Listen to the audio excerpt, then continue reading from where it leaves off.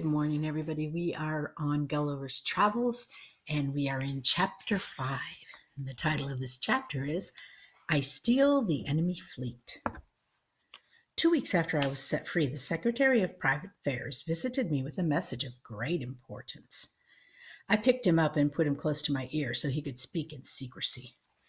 The kingdoms of Lilliput and Blefuscu have been at war for many years, he confided. What is the cause of this war? I asked. It is a very serious matter, the secretary said solemnly. We Lilliputians believe that the correct way to eat an egg is to break the small end first. Unfortunately, the Bluefusians think quite the opposite. They wrongly believe it is better to break the large end first. I held back a smile. This is a serious matter, I said. Yes, the secretary replied. We have lost many ships and many fine sailors because of it. He leaned so close to my ear that he nearly fell in. And I fear we will lose more soon. What has happened? I asked. The Bluefuscans have gathered an enormous fleet in their harbor, the secretary said. They are preparing at this very moment to attack us. I took only a moment to make my reply. Do the Bluefuscans know I am in Lilliput? I answered.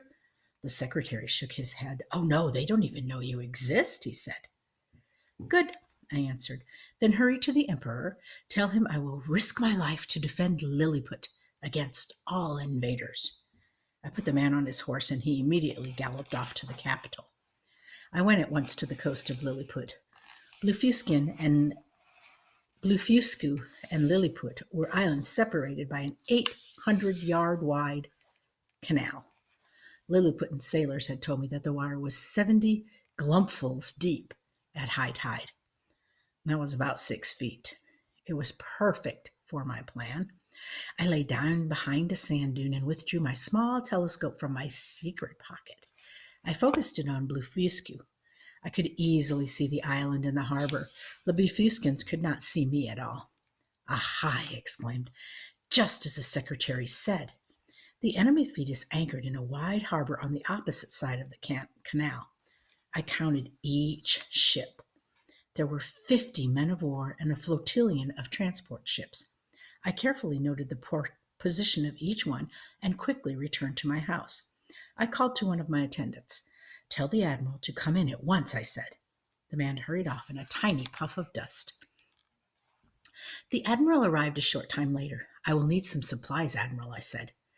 I will get them at once, he said. Just tell me what you need. I need a large supply of your strongest rope and 50 large iron bars, I said. They are on their way, the admiral said as he raced off on his horse. He returned with 2 loaded wagons.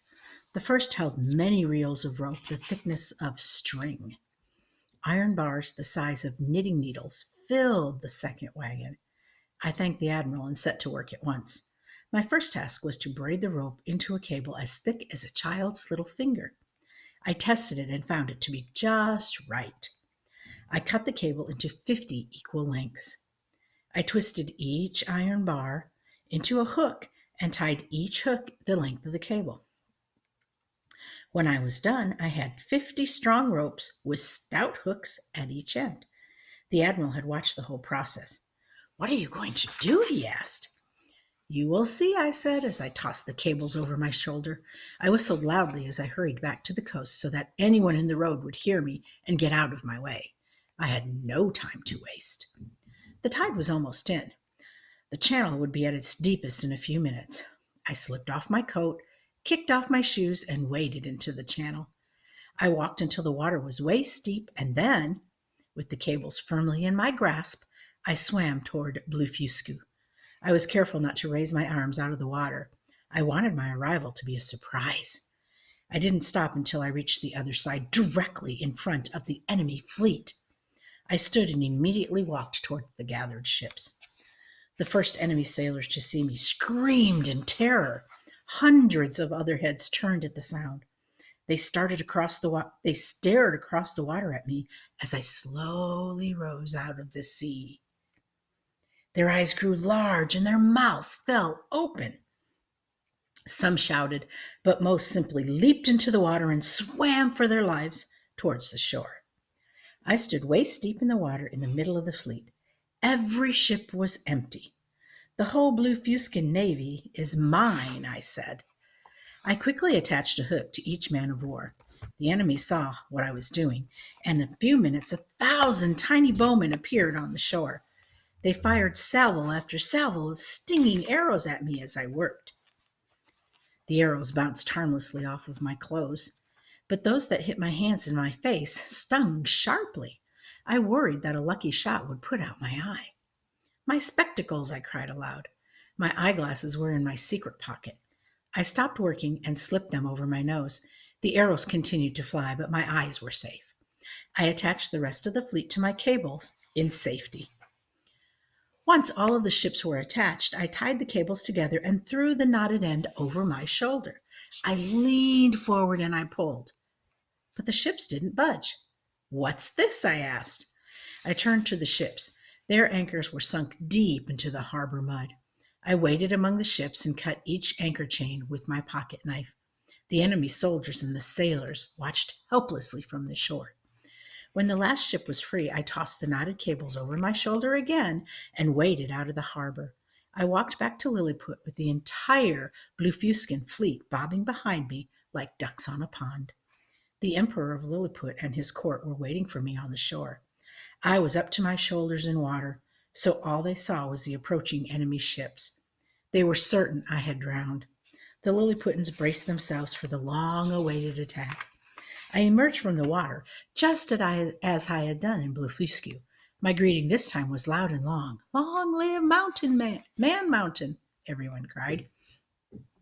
I raised the tied cables, holding the captured enemy fleet over my head. "Long live the Emperor of Lilliput!" I yelled. 50 soldiers in the first rank of troops were bowled backwards by my happy shout. "You have saved my empire!" the Emperor cried out. He beamed with joy. "Come, Man Mountain," he said, beckoning me with his golden sword held high in his arm.